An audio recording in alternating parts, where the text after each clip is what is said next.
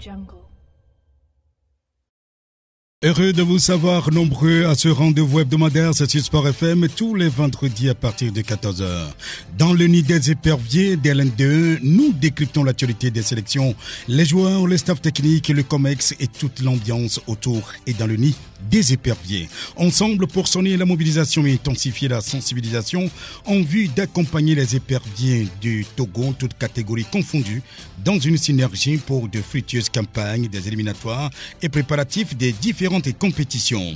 Au menu du jour, éliminatoire CAN Côte d'Ivoire 2023, les hostilités démarrent dans un peu plus de 2 semaines. Les éperviers ouvrent le bal à domicile face au bouclier du roi de l'Eswatini. Quelle mobilisation pour les éperviers fanions. Éliminatoire CAN U20 avec le tournoi UFOA B à Niamey, les éperviers éliminés après déjà 2 matchs sans engranger de points et sans marquer le moindre but. Éliminatoire CAN U17, bien sûr le tournoi UFOA B, c'est à Cape Coast au Ghana. Le Togo doit batailler dur dans sa poule A pour composter son billet devant le Ghana. Et le Nigeria, Maurice Moutoudjen, doit faire le miracle. Et puis préparatif CAN 2022 des dames, le Togo connaît ses adversaires depuis 2 semaines, mais les choses semblent piétiner un tout petit peu, nécessité de donner un coup d'accélérateur aux préparatifs. Mais flashback souvenir, on roule encore aujourd'hui sans rétroviseur, certains acteurs hésitent à prendre la parole.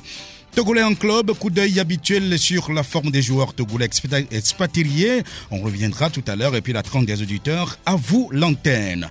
Dans le nid des éperviers, c'est à la technique Théo Ajam. Caméra et l'homme à devant pour assurer la migration sur le www.sportfmtg.com. Voilà, j'y suis parvenu. Et sur les réseaux sociaux avec la complicité de Remo Yetan. Et au studio, comme d'habitude, Franck Nounyama et Angelo Folico pour la rédaction de Sport FM. Présentation, je suis Aimé Lebon. DNLDE, c'est parti. Voilà, on revient dans ce studio. Franck Nounyama, bonjour, bonsoir. Bienvenue. Merci, bonjour Aimé, bonjour à toutes et à tous, bonjour Angelo et très content d'être là. Merci beaucoup Angelo, bonjour. Salut sportif Aimé, bonjour Franck, bonjour à tous ceux qui nous écoutent. Ah oui, on se retrouve encore aujourd'hui, on a fait un faux bond le vendredi dernier pour cause. C'est que la Fédération togolaise de football était également, j'allais dire, en congrès ordinaire. Oui. Voilà, il faut le faire, hein. C'est le texte qui oblige justement à le faire. Alors, premier sujet, Franck. Éliminatoire CAN U20, le tournoi UFOA B, bien sûr, ça se déroule à Niamey, avec bien sûr les éperviers du Togo qui sont déjà éliminés, voilà, ils n'ont engrangé donc pas de points, on va dire ça simplement, ils sont éliminés, et là c'est grave. Ils ont commencé avec un match face aux écureuils du Bénin. On a vu des Togolais qui essayaient de jouer avec le capitaine Oleté, défenseur de la SCK. Mais à la fin, ils ont perdu 1-0 contre les écureuils. Derrière, il y a eu ce match contre la Côte d'Ivoire, 0 but contre 2. Ce qui veut dire que sur le papier, les éperviers U20 sont déjà éliminés. C'est quand même dommage parce que lorsqu'on a écouté l'entraîneur King Mensa Ametokolo, qui était sûr de lui-même, qui était sûr de ses qui était sûr de ses joueurs, qui était sûr de ses forces. Mais j'ai envie de dire que oui, lorsqu'on est nommé à cette euphorie qui permet quand même d'être dans la joie, de dire des choses, il dit qu'il va donner cette qualification au Togo, mais c'était sans compter quand même les pays qui sont sur place et qui sur le terrain font de très belles choses par rapport au Togo. C'est bien d'aligner les différentes sélections, mais qu'est-ce qu'on a fait avant cette compétition? Pas grand-chose. Lorsqu'on écoute, par exemple, l'entraîneur, le sélectionneur ivoirien, Lassina Dao, qui dit « Mais tout ce que mon équipe fait, ce n'est pas du hasard, c'est programmé. Je sais comment jouer face à mes adversaires parce que je travaille avec ces jeunes depuis 5 ans. » Donc ça veut dire qu'il y a une base, qu'il y a eu du travail qui a été fait et que les résultats sont là. Pour le Togo, on se réveille un peu tard et on paie quand même les prix. J'espère que oui, après cette compétition, on va commencer par travailler peut-être avec les U15 pour les préparer à aller chercher une qualification pour la CAN Junior dans 5 ans. Oui, bon, voilà, on espère qu'on va en arriver là vraiment. Angelo, vos premières réactions, ce n'est pas la peine donc de froncer la mine. Hein. Bon, dans tous les cas, le Togo est déjà éliminé, Angelo. Non, mais j'aurais aimé que, voilà, le discours de Mensah King à Metokodo, avant même le début du stage, nous avions eu l'occasion de l'approcher pour voir exactement quel sera le contenu de son message avant justement de prendre cette sélection. Il était très enthousiaste et derrière également très positif, voire optimiste pour permettre à cette sélection de faire bonne figure à Niamey. Et il a dit, au pire des cas, il voulait s'en sortir avec 7 points. Ça veut dire 2 victoires, 1 match nul. Et en même temps, sortir des poules. Il connaissait déjà les résultats. C'était sa projection. Et je pense que d'une manière ou d'une autre, on va pas, en tout cas, le lapider ou lui en vouloir, même si nous aurions aimé qu'il soit un peu plus prudent. Il a de bonnes intentions. Oui, il a eu de bonnes intentions, sauf que la réalité sur le terrain était tout autre. Beaucoup ne pensaient pas que le Bénin, avec la zone de turbulence que cette sélection U20 également traversait en son sein, les choses n'étaient pas forcément mises en place pour permettre aux sélectionneurs de faire bien le travail. On a pensé comme quoi le Togo devrait normalement prendre le dessus sur le Bénin, ça n'a pas été le cas. Deuxième match face à la Côte d'Ivoire, ils ont essayé d'exister, mais c'était compliqué parce que l'équipe ivoirienne était trop mobile pour les jeunes Togolais et donc c'était compliqué. Puis j'ai vu un seul aspect dans ce match du début jusqu'à la fin. Les U20 éperviers n'avaient pas la philosophie de conservation de ballon. C'était très, très difficile pour eux. On a l'impression même que le ballon leur brûlait les pieds. À chaque fois qu'ils avaient ça, il n'y avait pas de confiance en soi pour garder le ballon, pour pouvoir jouer en transition et donner les balles dans le bon tempo, le bon timing. C'était rien que des mauvaises passes en série et c'était compliqué. Est-ce que quelque part, tout ça a été travaillé en amont et que c'est peut-être la pression du match qui ne leur permettait pas de s'exprimer? Point d'interrogation, mais aussi, il faut se poser cette question-là. Quand on vient en sélection, je ne vais pas de la sélection Fanion, U17, U20 ou que sais-je encore, ce n'est pas à ce niveau-là ou à cette étape-là qu'on apprend aux joueurs la conservation de balles ou encore le fait de jouer rapidement en transition. Ce n'est que des ajouts, des petits compléments. Mais malheureusement, puisqu'on n'a pas de compétition de jeunes, puisque les joueurs ne sont pas formés comme il se doit, puisque les joueurs qui sont en U20, qui évoluent dans des clubs de première division, n'ont pas suffisamment de temps de jeu, qu'est-ce qu'on peut réclamer de la part de ces joueurs? Ça fait mal. 2 matchs, 2 défaites, 0 but marqué, 3 encaissés. Le bilan, il est vraiment salé. Voilà, on peut écouter justement Metokodo Mensah King juste après l'élimination, c'est-à-dire le second match, face à la Côte d'Ivoire, 2-0. Qu'est-ce qu'il en dit lui-même? Déçu, parce que nous sommes dit, avant de venir ici, c'est se qualifier pour la Coupe des Nations. Maintenant, notre chance est trop minime. On n'a pas tellement de chance pour être qualifié. Mais c'est le football, on ne peut rien faire. On a perdu. On va se préparer pour jouer le 3e match pour sauver l'honneur.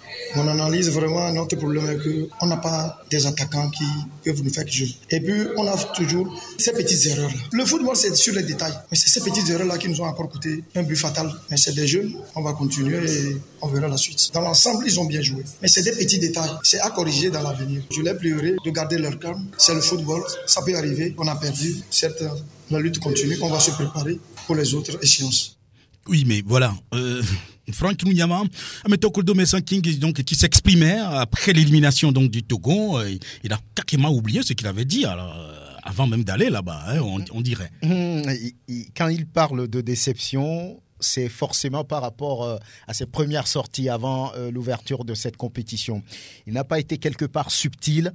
Je parlais d'euphorie, peut-être de nomination. Il a envie de bien faire les choses, mais il a oublié quelque part qu'il n'a pas forcément les armes pour aller lutter. Quand on prend la Côte d'Ivoire sur le domaine, sur la catégorie, le Togo doit batailler très fort avant de pouvoir tenir tête à la Côte d'Ivoire. Le Bénin, oui, il y avait peut-être, on va dire, un certain espoir parce que la sélection béninoise traversait, on va dire, des zones de turbulence, pas beaucoup de préparation. Là aussi, il y avait cet espoir de pouvoir peut-être prendre les 3 points face aux écureuils juniors, mais ça n'a pas été le cas. Et après 2 matchs, le Togo doit pouvoir revenir à la maison, même s'il y a un 3e match à jouer. Donc, je pense qu'il parle de déception et il parle aussi de détails, Est-ce qu'il y a eu manque de chance aussi? Manque de chance, je ne dirais pas. C'est que pour arriver à ce niveau, surtout chez les jeunes... Quand il parle des détails, ça veut dire qu'il pensait qu'on aurait... Oui. Angelo parlait par exemple des joueurs qui n'arrivaient pas à conserver le ballon. Il y a eu beaucoup de passes à l'adversaire. Il y a eu beaucoup de passes, on va dire, transmises comme un cadeau à l'adversaire. Là, ça veut dire que c'est des joueurs qui n'ont pas eu le temps de jouer ensemble sur un long moment. Regardez, lorsqu'on retourne un peu en arrière, c'est une sélection qui a commencé par travailler, on va dire, il y a 2 mois. Donc, lorsque vous préparez une qualification pour la CAN de la catégorie, les U20, sur le continent, il y a des ogres. Il y a le Nigeria, il y a le Ghana, il y a la Côte d'Ivoire, il y a le Mali, il y a le Sénégal. Ouais. Ces pays qui ont des centres, on va dire, de formation assez huppés et reconnus ont un pas sur le Togo. Donc, on doit reconnaître que le travail n'a pas été fait comme il se doit. Il parle de petits détails aussi, c'est-à-dire pas d'attaquant qui puisse faire la différence. C'est lui qui a fait la sélection. Voilà, il faut les former. C'est lui qui a trouvé les joueurs. Il a dit, mes joueurs sont bons. C'est le niveau ni Angelo. Voilà, lui-même il a dit, maintenant sur le terrain, il se retrouve devant le fait accompli que peut-être j'ai fait des déclarations hâtives qu'il faut corriger. Donc maintenant, il faut sauver l'honneur, peut-être en battant le pays hôte. Et là, ça ne va pas être du gâteau aussi. Bon, dans tous les cas, on sait que Amitokode Messan King, ce n'est quand même pas un petit entraîneur parce qu'on l'a vu quand même à l'épreuve. Justement, à Maranatha, d'abord, à Asco. Et justement, il avait quitté Asco à cause de cette sélection des U20. C'est ça, il a dit qu'il était en congé, que le contrat n'était pas... Bon, maintenant les congés sont où? Oui, mais je ne sais pas. En fait, en réalité, il était en hibernation justement pour la sélection des U20. Mais pour lui, ce n'est pas la même chose. Être entraîneur d'un club senior et diriger une sélection U20, c'est pas la même chose. Tout à fait. C'est pas les mêmes sensations. Je suis d'accord avec vous, mais bon, je crois que déjà à l'entame, justement contre le Bénin, où on croyait pouvoir faire quelque chose, l'équipe était complètement à la rue. Écoutez, King Amitokode Messan. Ça a été un match bien joué des 2 côtés. Mais par contre, on a perdu sur des détails. Vous avez vu le but qu'on a encaissé, c'est par une erreur. Le football, c'est comme ça. Vous faites une erreur, ça se paye cash. Mais pourtant, ils ont bien joué. On a encore 2 matchs à jouer. Je suis confiant que les 2 matchs, nous allons faire un bon résultat. Ce n'est pas une équipe défensive. Par contre, pour mieux attaquer, il faut prendre le ballon de la base. C'est ça qu'on a essayé de faire. Mais au cours de ce match, c'est le Togo qui a eu la seule occasion et qu'on n'a pas pu concrétiser. C'est des jeunes joueurs, donc c'est ça le football. C'est en jouant le 2e match, le 3e match, ils vont acquérir l'expérience. C'est des jeunes. Si vous voyez les joueurs béninois, ils ne sont pas des jeunes. Par contre, les joueurs togolais, c'est des jeunes joueurs. C'est ça. En les voyant, est-ce qu'ils ont 20 ans par rapport à nos joueurs? En les voyant, est-ce que c'est des joueurs qui ont moins de 20 ans? On a toujours, bien sûr, des critiques à l'endroit d'autres équipes. Vous voyez qu'il a pratiquement le même mot pour dire les choses. D'abord, dans ce premier match, justement, contre le Bénin, voilà, c'est sur des détails. Bon, finalement, l'équipe togolaise est toujours battue sur les détails. Angelo. Oui, détail dans ce match, je pense qu'il pointe du doigt le fait que sur cette action qui mène au but pour le Bénin... je crois qu'il y a un problème avec le micro. Voilà. Je pense que sur cette action... qui mène le but, en tout cas pour l'équipe béninoise, c'est parce qu'il y a eu, à un certain moment, on pourra dire une inattention de la défense togolaise. Et voilà, un ballon remis dans l'axe de la défense et pas dans le bon tempo. C'était compliqué, le ballon n'était pas suffisamment appuyé. Il faut toujours une erreur pour marquer des buts. Oui, tout à fait. Maintenant, ce que je pense croire par rapport à ce qu'il est en train de vouloir relever, je le dis, il peut avoir raison quand il évoque par exemple la morphologie entre guillemets des joueurs béninois, même si peut-être il n'a pas les preuves, mais juste sur ce qu'il est en train de découvrir sur le terrain, vu que peut-être les Béninois sont trop vifs, trop physiques par rapport à ces poulains. Ben c'est des jeunes bien nourris. Il a peut-être raison. Sauf qu'au niveau souvent de la catégorie U20, ce problème sempiternel de l'IRM se pose toujours. Au-delà de ça, je me dis, aujourd'hui, on va pas trop tirer sur cette sélection U20 parce que il n'y a pas eu de préparation suffisante en amont. Je le dis, je le répète. Et donc, qu'est-ce qu'on espérait comme résultat? Au Togo, arrêtons de vouloir avoir des résultats tout de suite sans qu'on ait travaillé de façon optimale dans l'ombre. Aujourd'hui, cette sélection-là, moi je dis, il faut maintenant arriver à la garder pour les prochaines échéances. La CAN U20 aura lieu en 2023 en Égypte, mais qu'est-ce qu'on va faire de cette sélection-là lorsqu'elle va revenir à Lomé pendant les 2 prochaines années, ou bien, non, on est en 2022, dans 12 mois, dans 12 mois et plus, qu'est-ce qu'on va faire de cette sélection? Si on arrive à avoir une planification comme il se doit, avec la complicité de l'État et de la Fédération togolaise de football, et avec un planning mis en place par le staff technique, progressivement, on pourrait sortir d'autres qui n'ont pas répondu et peut-être mettre ceux qui sont capables de pouvoir aller un peu plus loin. Pour terminer en disant une chose, à cette compétition, il y a certains qui ont déjà, on pourra dire, et je pourrais dire l'habitude de disputer des matchs de cette envergure, notamment quand on prend les joueurs ivoiriens, mais eux, ils ont fait une préparation à part. Non seulement il n'y avait pas de compétition, il n'y a pas de compétition de jeunes, championnat de jeunes, comme on dit, proprement dit en Côte d'Ivoire, mais en même temps, le sélectionneur avait un calendrier avec un planning bien défini et il travaillait chaque mois, chaque 3 mois avec cette sélection. Voilà pourquoi aujourd'hui, la cohésion est au rendez-vous. Tout le contraire du Togo. Oui, dans tous les cas, c'est peut-être une leçon à tirer justement, à savoir que il faut garder donc le staff en place et faire en sorte qu'il y ait donc des stages réguliers qui permettent à ce qu'on mette en place une sélection de U20, mais aussi et surtout aller au championnat des jeunes. Oui, bien sûr, c'est important. Je pense qu'il y a cette volonté depuis un moment. C'est annoncé, mais chaque saison, on n'a pas eu l'occasion d'aller vers une telle compétition parce que c'est cette compétition... Problème de moyens tout le temps. Voilà, c'est ce qu'on dit. Donc, c'est cette compétition qui prépare, on va dire, qui permet quand même de nourrir les sélections de jeunes. Maintenant, cette équipe junior est éliminée. Il va falloir travailler avec ceux qui sont encore plus jeunes parce que ceux-ci, d'ici l'année prochaine, seront hors catégorie. Il va falloir commencer peut-être le travail avec les U17 pour que dans 3 ans, ou bien dans moins de 3 ans, ou bien même aller vers les moins de 15 pour avoir du temps et préparer une équipe solide pour aller travailler. Il ne faut pas toujours revenir sur 2 mois et voilà, et estimer aller gagner quelque chose alors qu'il y a à côté d'autres qui travaillent depuis des années, comme le cas ivoirien qui l'a dit. On travaille depuis 5 ans. C'est ça, on travaille depuis 5 ans. Deuxième sujet, éliminatoire CAN U17. Oui, de U20, on en arrive donc à U17. Avec le tournoi IFOA B toujours, mais qui va se disputer donc au Ghana à côté. Le Togo qui a hérité donc de la poule A. Difficile justement à croquer devant donc le Nigeria et le Ghana. Oui, mais Angelo, voilà une autre paire de manches et nous tout bien Maurice doit faire du miracle. Waouh, s'il doit faire du miracle, tout le peuple togolais espère cela. Mais je le dis encore une fois. Mais ce n'est pas impossible. Oui, mais j'espère qu'il va tirer des leçons de ce qui s'est passé avec Ametokodo Mensan, même si les deux n'ont pas la même philosophie de jeu, même si les deux ont eu des parcours complètement ou diamétralement opposés. Les U17 dans la poule du Nigeria et du Ghana, ça me fait flipper parce que les U17 nigériens, ghanéens, on les a déjà vus plusieurs fois dans les compétitions. Ils sont très à l'aise dans ces compétitions de jeunes. Voilà pourquoi, quand vous trichez à un moment donné, vous n'irez pas loin.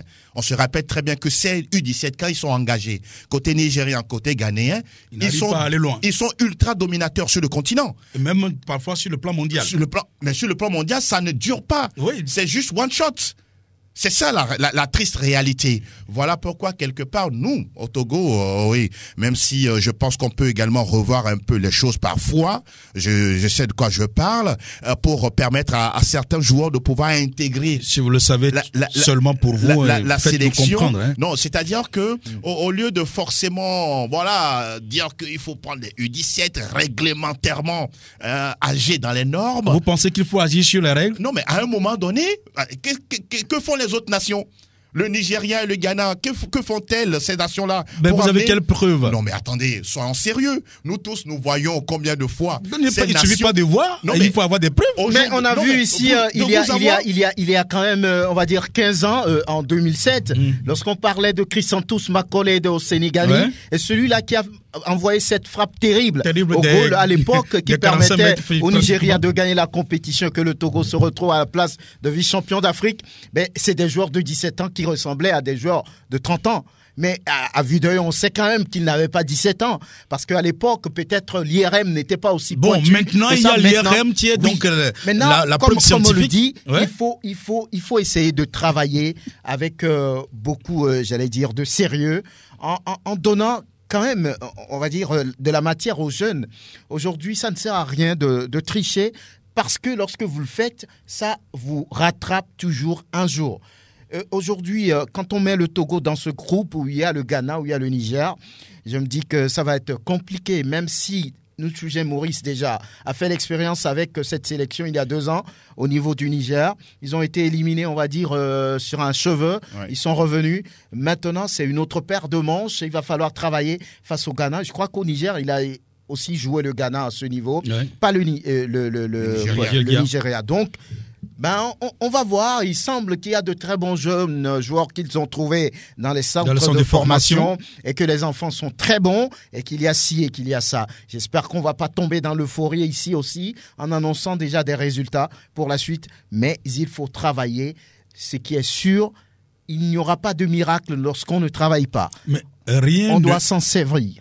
Oui. Oui, Franck, c'est vrai, vous n'avez pas parfaitement raison. Mais Angelo, vous savez très bien aussi que rien ne remplace les compétitions. Et tant qu'il n'y a pas donc de compétition de jeunes, on peut voir ces jeunes dans les centres de formation, ils vont briller de mille feux. Mais quand vous les mettez donc en compétition, c'est toujours autre chose. C'est là où le bas blesse. Et malheureusement, on a l'impression qu'on ne tire pas des leçons de ce qui nous arrive. On se rappelle très bien que, voilà, lorsque vous arrivez à une compétition, il y a quand même du vécu en amont. Et quand vous n'en avez pas, c'est vraiment délicat. Vous pouvez être le meilleur technicien, tacticien même. Quand vous n'avez pas une multiplicité de compétition dans les jambes, vous ne pouvez pas avoir ce qu'on appelle des automatismes. En tout cas, on n'apprend rien à Maurice Ntouidjé, sauf que de vous à moi, d'abord, je n'ai même pas encore les nouvelles de cette sélection U17. Quelle est la planification mise en place pour pouvoir programmer des matchs amicaux, des séances d'entraînement avant de rallier le Ghana? C'est un blackout total. Je ne sais pas exactement ce qu'on va demander à Maurice C'est du Ntouidjé. 11 au 24. hein. J'ai pu Pardon, rencontrer... c'est du 11 au 24 la Oui, compétition. justement, la compétition. Quel 24 juin? Oui. Oui, mais voilà. 11 au 24 ça juin. veut Et dire on va qu'on nous est- dire qu'il y a du temps. On n'est qu'à quelques semaines ou à un mois pratiquement. Alors oui, c'est vrai que j'avais rencontré Maurice Ntouidjé à la fédération l'autre fois. Oui, c'est maintenant qu'il est en train donc de gérer des problèmes administratifs. Problème de documents, tout ça. Voilà, je pense qu'à ce niveau aussi, c'est un gros souci. La gestion administrative concernant les passeports des joueurs et des joueuses. On sait très bien qu'à tous les niveaux des sélections, des éperviers, ce problème est récurrent.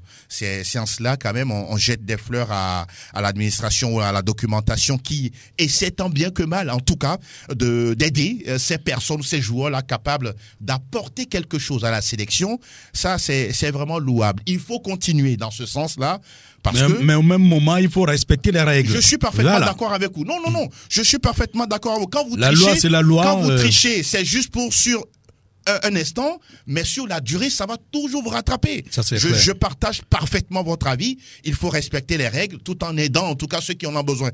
Pour terminer en disant, c'est aussi quand même triste que vous voyez des joueurs d'un certain âge qui n'ont pas de papier. Ça fait très très mal de ne pas comprendre cela. Et malheureusement, vous avez des joueurs qui disent vouloir faire carrière dans le football, mais qui n'ont pas de papier. À un moment donné, franchement, je me dis, il faut savoir ce que l'on veut pour permettre à ce que la nation puisse bénéficier de votre talent. Mais Franck, on sait que c'est un problème qui devient récurrent parce que ça fait plusieurs années que nous posons donc le même problème d'âge des enfants, j'allais dire des papiers, de situations administratives. Mais ça fait déjà plus de 10 ans qu'on en parle et si on continue d'en faire autant, mais c'est que il y a une négligence quelque part. Oui, ça provient tout d'abord des parents. Comment vous pouvez mettre un enfant au monde et le laisser sans papier? Ça ne se comprend pas. Je crois qu'à un moment donné, il va falloir peut-être sensibiliser les parents sur l'importance des documents par rapport à la naissance, tout ce qui touche à la vie de votre enfant. Il y a négligence à ce niveau. Parfois aussi, c'est le fait peut-être de vouloir trafiquer les choses qui crée les problèmes. Parce qu'on ne veut pas partir sur son vrai âge. On veut peut-être changer un peu les choses. Après, on nous dit qu'au Ghana, on pose la question souvent, quel est votre âge sportif? Oh là là. Donc, il y a l'âge biologique et puis après, il y a l'âge sportif. Wow. Donc, je pense que chacun à son niveau doit pouvoir travailler et les parents en premier, en dotant les enfants des papiers importants. La naissance, c'est plus que important, c'est le minimum.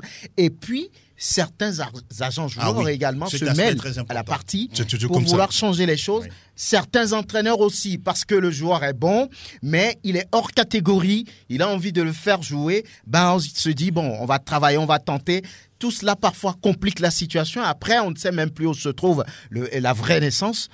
Oui, du monsieur. Donc, il va falloir prendre conscience à tous les niveaux pour éviter ces genres de problèmes. En tout cas, la fédération est en train de s'activer. Mais c'est vrai également qu'il faut les moyens pour organiser ces compétitions. La fédération, cette saison, a programmé les compétitions de U20 et de U17. Malheureusement, jusqu'hier, quand je posais encore des questions au niveau de l'administration de la fédération, en tout cas, il y a encore un doute là-dessus parce que on est toujours à la recherche des moyens pour lancer ces compétitions de jeunes. Et vous voyez que sans compétition, dans tous les cas, on ne peut rien. Ce n'est pas la faute non plus à la fédération. Mais en même temps, c'est la fédération qu'on peut accuser parce que c'est elle qui doit chercher les moyens. C'est elle qui dirige le foot. C'est la fédération qui dirige. C'est elle qui doit aller chercher les moyens justement pour, disons, toutes les compétitions possibles. Encore que nous sommes en train d'aller donc à la professionnalisation, bien. Ça veut dire qu'il y aura le football amateur qui va gérer la fédération et puis le football professionnel qui va gérer donc cette ligue. Mais il faut rappeler également que c'est une autonomie et non une indépendance. Bien sûr pour cette ligue-là. Alors on revient tout de suite. Voilà, éliminatoire CAN en Côte d'Ivoire 2023. Je disais à l'instant que les hostilités démarrent dans un peu plus de 2 semaines. Les éperviers ouvrent le bal à domicile. Ce serait face au bouclier du roi de l'Eswatini. C'est bien ça. L'ancienne appellation, c'était donc le Swaziland, que le Togo avait balayé il n'y a pas très longtemps. Oui, sinon il y a longtemps. Voilà. Il y a déjà 12 ans, non? 12 ans. Oui, mais attention, 14 ans, 2008. Attention, ce n'est plus la même équipe, ça c'est clair. Et Franck, qu'est-ce qu'on attend justement de cette équipe des éperviers? Oui, pour entamer ces genres de compétitions, surtout dans le cas du Togo qui vient de rater 2 CAN à 24, pour se remettre, on va dire, la tête à l'endroit, il faut bien commencer cette compétition. Bien commencer, ce n'est pas d'aller chercher un match nul, c'est de gagner avec la manière pour rassurer tout le monde. D'abord, on joue à domicile. On joue à domicile et c'est très important. Souvent, lorsque vous voulez vous qualifier pour une Coupe d'Afrique des Nations, la gestion, c'est quoi? C'est de tout faire pour prendre les 9 points à la maison et aller grignoter d'un point des matchs nuls à l'extérieur. On suppose, même si ce n'est plus la même sélection qu'on a joué il y a, on va dire, 12, 13 ans, les boucliers du roi constituent quand même le petit pousset, quoi qu'on dise de ce groupe. Donc le Togo, pour cette première journée, a quelque part, j'allais dire, une obligation de pouvoir gagner. Si on a envie quand même d'aller en Côte d'Ivoire en 2023. Mais, vous parlez d'envie? Oui, mais... C'est une obligation. C'est une obligation, parce que là, le Togo n'a plus droit à l'erreur. Et là, il va falloir gagner, mais pas jouer sur un complexe de supériorité. D'ailleurs, ce que refuse le sélectionneur Duarte qui dit, c'est peut-être ça qui a fait jouer un mauvais tour au Togo face aux Comores, où on s'est retrouvé avec 0 point face à cette équipe qui en avait pris 3. Donc les boucliers du roi, il faut bien entendre le nom, c'est les protecteurs du roi, donc ils seront difficiles à manœuvrer. Et puis cette équipe a quand même évolué avec des joueurs, donc il va falloir être prêt. Il va falloir être sérieux, rigoureux dans ce match pour gagner, prendre les 3 premiers points de cette première journée. Angelo, c'est dans presque 2 semaines qu'on va retrouver ces boucliers du roi qui certainement seront avec leur lance. Et ça, c'est clair. Et il faut éviter justement de se faire, j'allais dire, abîmer par, disons, ces boucliers-là. Mais alors, vous connaissez cette équipe de l'Eswatini aujourd'hui? Il y a certains de ces joueurs qui jouent en Afrique du Sud. Oui, puisque justement c'est un pays enclavé et donc un pays beaucoup plus à connotation britannique. Le football britannique physique, donc voilà, ce n'est pas une grande nation ou nation de football, hein, non. Mais toujours est-il qu'ils vont arriver avec cet esprit de faire quelque chose. Parce que certes, le Togo... C'est comme ça qu'on avait dit des Comores, de la Gambie, etc. Et puis bon, patatras. Oui, mais tout ça dépendait justement du discours entre-temps donné aux éperviers, de l'état d'esprit qui régnait dans le nid des éperviers. Mais je pense aujourd'hui que quand vous écoutez Paulo Duarte, ce qui est presque évident dans son jeu, c'est qu'on sent une envie de bien faire les choses. Que ce soit de la base défensive en partant du portier sur les ailes, le milieu de terrain en attaque, on sent qu'on est en train de s'améliorer. Mais je dis et je répète qu'on ne doit pas dormir sur ses lauriers. Au-delà de ça... On croit qu'on n'a pas encore de laurier sur lequel il faudra dormir.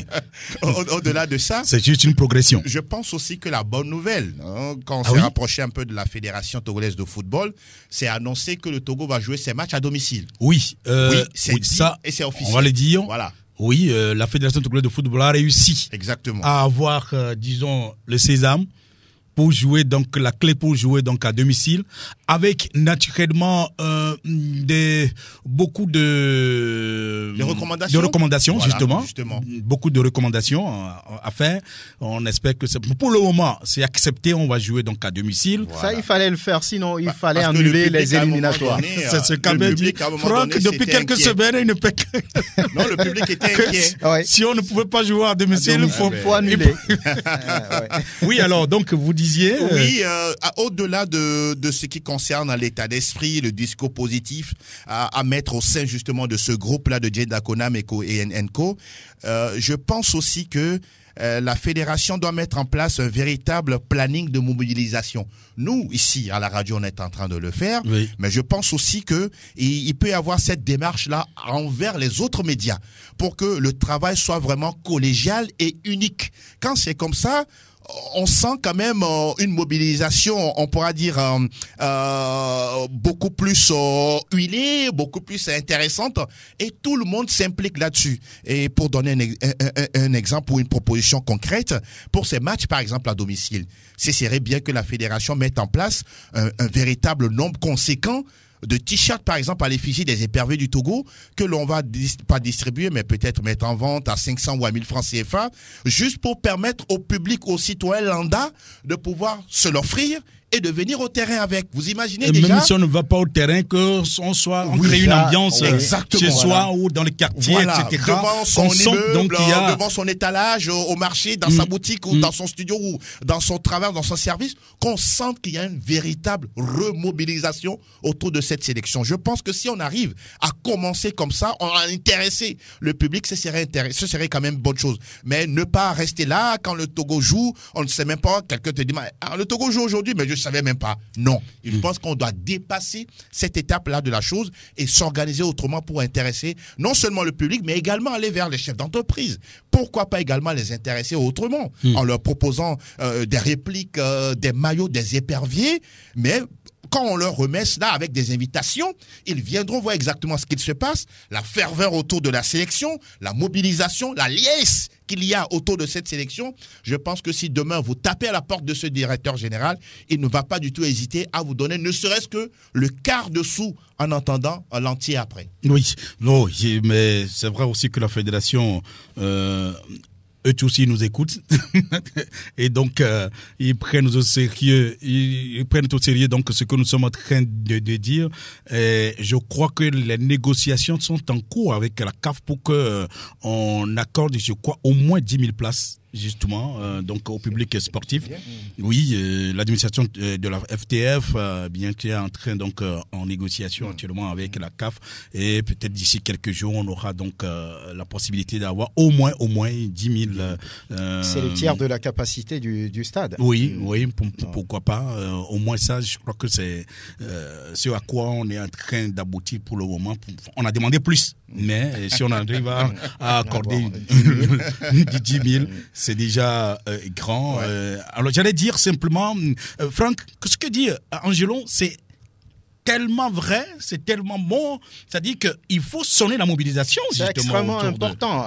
Sur Sport FM, forcément, il y aura des t-shirts éperviers à gagner, comme nous avons l'habitude de le faire, pour créer l'ambiance, pour remobiliser ceux qui ont été entre-temps déçus de revenir à la maison autour des éperviers, parce que là, ce match à domicile, il n'y a même pas, on va dire, le mot défaite dans ce on est en train de faire. C'est de gagner, c'est gagner ou gagner face au bouclier du roi. Donc, la mobilisation, c'est à partir également des émissions que nous faisons, c'est à partir, on va dire, de cette assurance qu'on apporte maintenant au public sportif, aux inconditionnels des éperviers entre-temps déçus.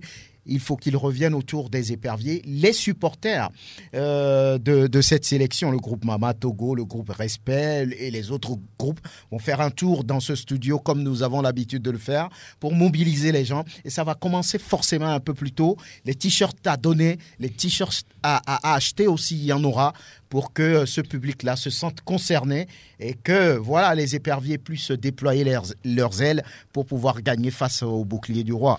Dans tous les cas, au niveau du ministère, on s'emploie également à ce que, disons, cette qualification soit donc une réalité. Et donc c'est pour ça que Madame le ministre s'arrache également les cheveux, bon, quitte à aller chercher ce qu'il faut justement pour que naturellement, j'allais dire, être au même diapason avec l'équipe et naturellement créer une émulation, enfin on a déjà dépassé l'envie, donc oui, c'est une obligation, c'est un impératif catégorique justement de se retrouver donc à Abidjan l'année prochaine. Abidjan, on peut aller même à pied, donc oui, si on n'y est pas, si on quitte tôt, on peut y arriver. Vous imaginez que l'État ivoirien a déjà déboursé plus de $1 milliard pour les infrastructures et hébergements. Déjà.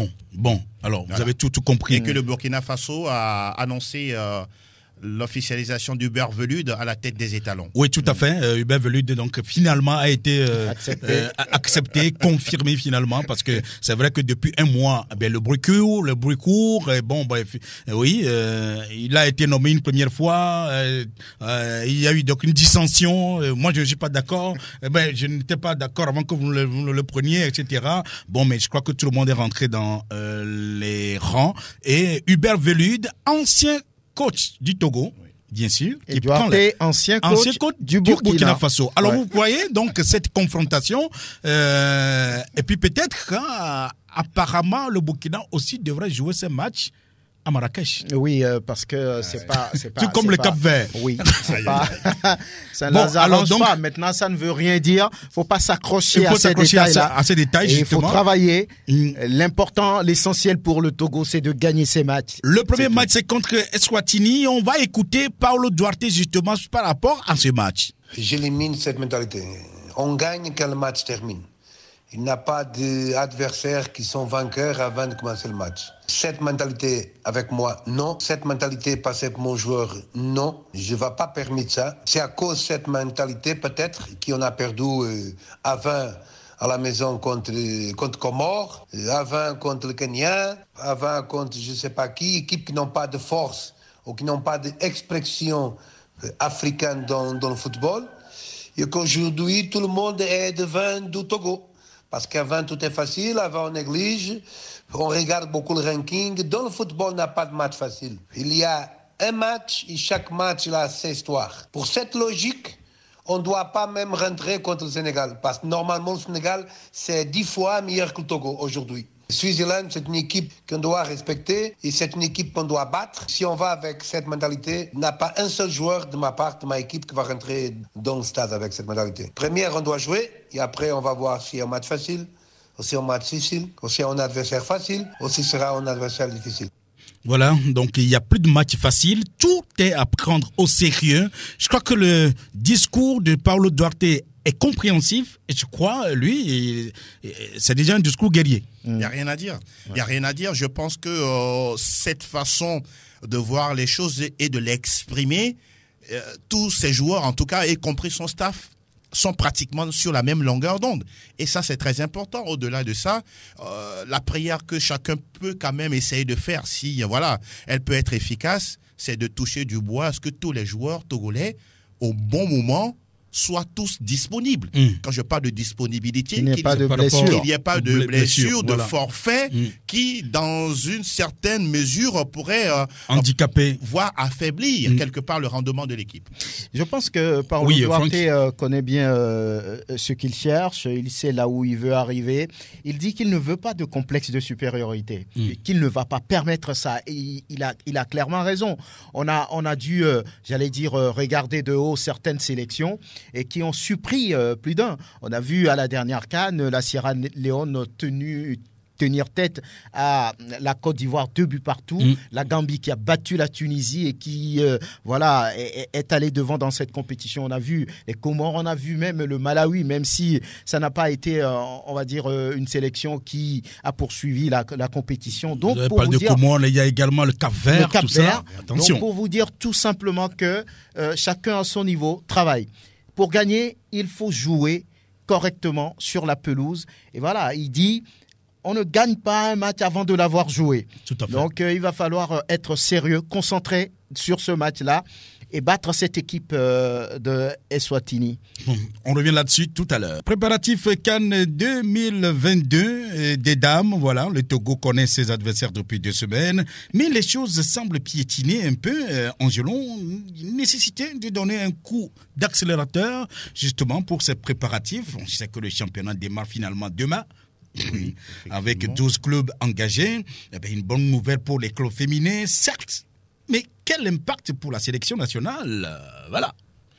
On a l'impression que la qualification pour la CAN marocaine ressemble à un boulet.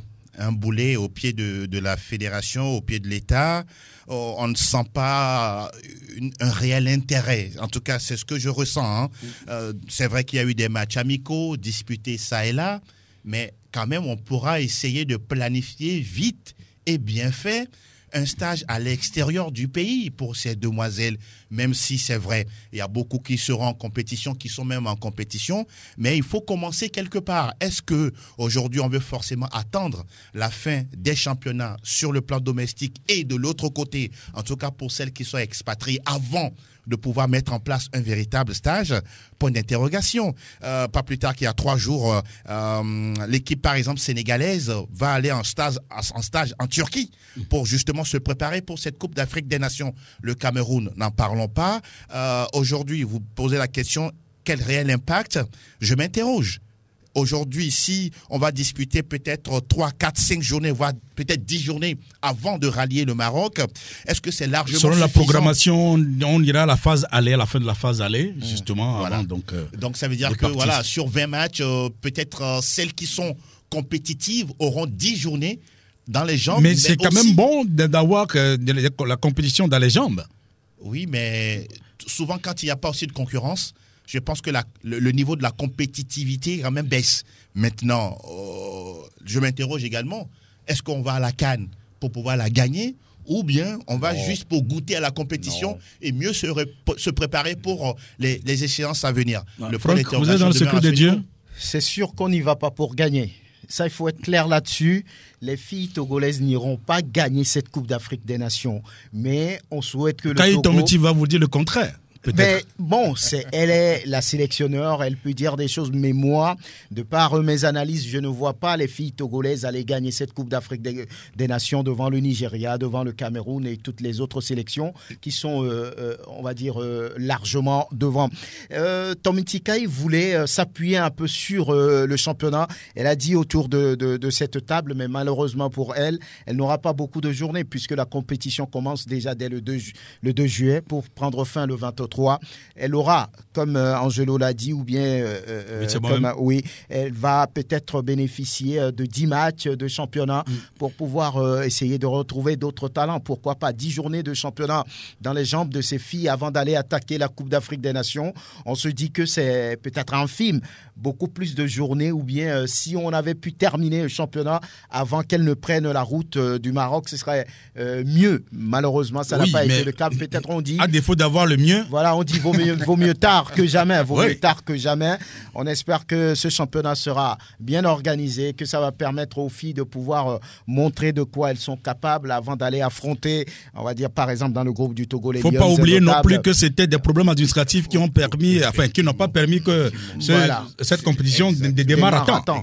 Voilà, il y a le Cameroun a joué, la Tunisie a joué. On peut peut-être essayer de regarder dans les yeux des Tunisiennes parce que c'est pas aussi, on va dire, un foot de guerre. Une grande référence. C'est pas un foudre. Même la Zambie, c'est pas une grosse référence sur le continent. Les références, on les connaît. Donc, je pense qu'il faut travailler, il faut être sérieux et accorder, on va dire, un maximum de préparation à ces filles. On parle d'une mise au vert au Maroc. Donc, voilà, ça peut apporter. En tout cas, on espère que on va mettre à profit également donc ces quelques journées de championnat pour permettre aux filles d'être en jambes. En tout cas, celles qui sont des joueuses expatriées, elles continuent donc les compétitions dans le pays là et que en temps opportun ils reviendront donc pour renforcer l'équipe nationale des dames. En tout cas, nous le disons, la compétition nationale démarre demain, 14 mai. Avec 12 clubs sur les 16 précédemment annoncés. Voilà, on revient. Voilà, Togolais en club. Le coup d'œil est sur la forme des joueurs togolais expatriés et qui sont forcément sélectionnables. On va retrouver ce chapitre avec Angelo Folikwe. Enfin, rebonsoir. Rebonsoir, Rémi. Alors, on est là, et ils sont là également. Ils ont joué, ils ont pu taper dans vos yeux, donc depuis le week-end dernier. Oui, naturellement, on va commencer avec celui-là qui reste en tout cas l'artificier, le meilleur de la sélection quand il s'agit de parler de buteur. Là-bas, Kodio Fodo, avec son club d'Alaïn, avec lequel il a inscrit un quadruplé la dernière fois face à Al Jazeera, score final 5-0. Le Togolais remporte, on pourra dire, d'abord la Coupe des Émirats et puis qui enchaîne avec la Coupe, non plutôt le championnat domestique. Ça fait un doublé quand même intéressant pour lui. Statistique assez intéressante, 20 matchs de championnat, 25 buts marqués. Oh là là. À 3 journées de la fin. Bon, vous comprenez que son niveau, ou bien il est au-dessus. Tu nous ramènes tout le reste ici, hein. C'est tout le mal qu'on lui souhaite. Et qu'il marque en sélection, voilà qui est dit. Alors, d'autres éperviers qu'on peut, en tout cas, dont on pourra parler, Alexis Romao, avec son club Dionikos, qui dispute tous les matchs. Ça veut dire qu'il est toujours en jambes, malgré son âge avancé, entre guillemets. Il y a également Kennedy Boateng et Emmanuel Ackman qui dans leur club respectif Santa Clara et puis leur Gil Vicente. Le dernier a été absent, le premier a été également absent. Donc, mais on rappelle que les deux, en tout cas, font partie toujours de leur club au niveau de la première division portugaise. On parlera d'Ilas Bebou avec Offenheim qui rate le coche de pouvoir accrocher l'Europe, mais la dernière fois, il est rentré à la 55e minute. Il a eu quelques minutes de jeu dans les jambes. Et Djenda Konam, le capitaine, lui, c'est l'inusable. 33 matchs de Liga, 33 fois en tant que titulaire. Et il a joué tous les matchs de son groupe, de son équipe. Ça veut dire que le capitaine, il est vraiment, vraiment gonflé à bloc pour la prochaine fenêtre des éliminatoires. Et puis, terminant en parlant de Serge Nuadi, qui a été buteur dans sa Super League. Là aussi, c'est pourquoi pas un joueur qui pourra taper à la porte des éperviers. On attend de voir tout ça quand même. En tout cas, plutôt de bonnes nouvelles pour nos internationaux, Franck. On voit qu'ils sont, j'allais dire, réguliers dans leur championnat, surtout le capitaine. C'est lui qui doit porter tout le groupe, tout l'effectif. Donc c'est bien pour lui de jouer des matchs de très haut niveau. Là-bas, Fodo en confiance, qui retrouve sa confiance. Et bien, l'autre Boateng de Santa Clara qui joue également. Et je pense que pour les autres, ça doit être la même situation. On espère que ça va servir à tout le groupe des éperviers. Voilà la transition qui va nous amener donc aux auditeurs qui vont composer tout à l'heure le 92, voilà, 03 60 31 ou le 97 24 26 26. Le premier qui se signale déjà. Bonjour. Rafio de Foreva. Rachid, oh là là, c'est mon ami Rachid. Oh là là, j'ai failli écorcher votre nom. Oui, merci. Comment ça va? Ah oui, ça va très bien. Tout ce que vous faites pour la sélection. Moi, ce que je vais dire concernant pour la sélection féminine, nos dirigeants attendent à la veille du compétition pour qu'ils ne commencent pas à courir de gauche à droite, qu'ils sont en train de préparer, qu'ils sont en train de mettre l'équipe pour qu'ils se préparent. Mais pourquoi? C'est comme si nous, on se contente pour la qualification, pour la participation, ça ne nous dit rien. C'est ça, à leur niveau. Mais si ça n'est ainsi, pourquoi on se qualifie alors? Le mieux qu'on reste à la maison de suivre les autres jouer. Nous, on est là pour les applaudir. C'est tout. Mais si on ne peut pas mettre l'équipe féminine dans une bonne condition normale, comme on le fait pour la sélection masculine, je ne vois pas à quoi ça sert d'aller participer à cette compétition. Le mieux de rester à la maison, quoi. Ah bon? Ouais. Non, Rachid, oui, vous avez parfaitement raison. Il faut donc appeler à la mobilisation également. Et qu'est-ce que vous pensez faire de votre côté? Oui, nous, à notre côté, nous allons voir le président Kamal. Au moins, par exemple, pour les t-shirts que M. Franck Nyama vient de dire, pour qu'on puisse laisser certains t-shirts avec lui, pour que nous, on aille chercher ou acheter auprès du président Kamal. D'accord. Merci, Rachid. Oui. Merci beaucoup, Rachid. On se retrouve très prochainement. Notre auditeur qui se signale. Bonjour. Allô, bonjour. Oui, allô, bonjour. Oui, on vous appelle? Oui, Robert Didier Enfamé. Robert Didier. Oui. Robert Didier de Enfamé. Oui. Bien, je vous écoute. Oui. Cannes éliminatoire 2023. Oui. Oui. Et au niveau de notre stade de Régui, oui. Le gouvernement n'a fait tout possible que. Oui. Parce que c'est ça seulement qui va être. Oui, dans tous les cas, on va jouer là-bas, d'accord? Et comme je l'ai dit tout à l'heure, on est en train donc de négocier pour que le public puisse avoir accès. On aura donc le quota du jour au lendemain. Mais maintenant, qu'est-ce que vous pouvez faire en tant que supporter? Et moi, je vais seulement souhaiter une chance et pour les éperviers qualifiés pour la CAN 2023 au Côte d'Ivoire. D'accord. Oui, mais le souhait seul ne semble pas suffire. Qu'est-ce que vous allez faire vous-même?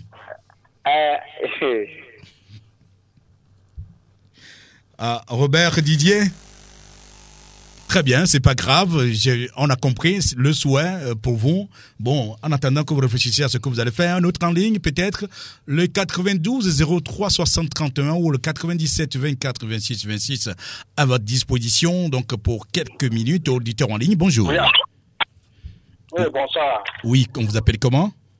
C'est Simfele. Pardon? Simfele. Ah, Simfele. Oui, j'appelle d'après à Chambé. Ah, d'accord.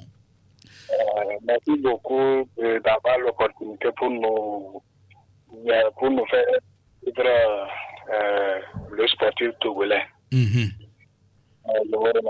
Vous vous préparez pour que le match, le premier match... Oui. Pour le match Togo soit fini. Oui. C'est qu'on va gagner ça, mais surtout la mobilisation. Oui. Qu'est-ce que vous faites chez vous à la maison, dans votre quartier?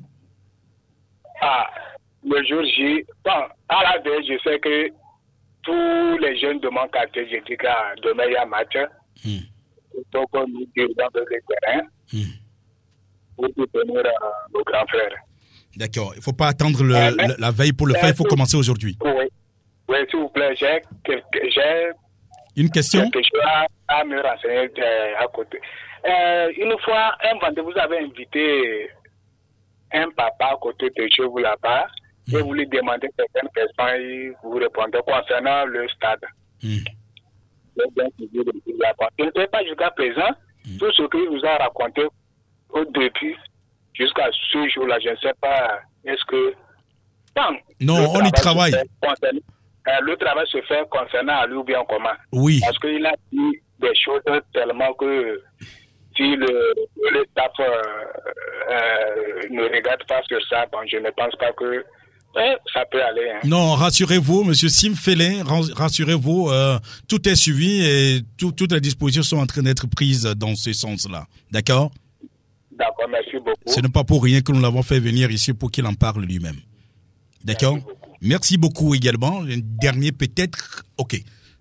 Un autre? Non? Bien, je crois qu'on va commencer donc à conclure, à commencer par Angelo. Oui, Aimé, on va tout simplement rester dans cette dynamique, continuer à fouiller, à fouiner, à donner les bonnes informations pour qu'au d'ici peu, surtout la sélection Fanion arrive à mieux se préparer pour cette première fenêtre et puis les autres sélections également, glaner les informations utiles pour le public sportif. Franck Nouyama, oui, le patron de la rédaction de Sport FM. Dans la mobilisation, c'est important, rien à dire. On doit tout faire pour que les éperviers passent pour la Côte d'Ivoire. Donc voilà, excellent début de week-end à toutes et à tous. Merci, c'est fini donc pour ce numéro de DLN2. Eh bien, vous l'avez, ou plutôt vous les avez écoutés. C'est bien sûr Franck Nouyama et Angelo Policoué de la rédaction de Sport FM. À la technique, c'est Théo Ajave, le longiligne de la maison. Et puis, naturellement, à la caméra. Et l'homme à Dovon, c'est lui qui assure pour nous la migration sur le www.sportfmtg.com et sur les réseaux sociaux avec la complicité de Roméo Yétor. Je suis Aimé Lebon à la présentation. Ce sera avec autant de plaisir que je vous retrouverai avec mon équipe, bien entendu, le vendredi prochain à la même heure. Salut!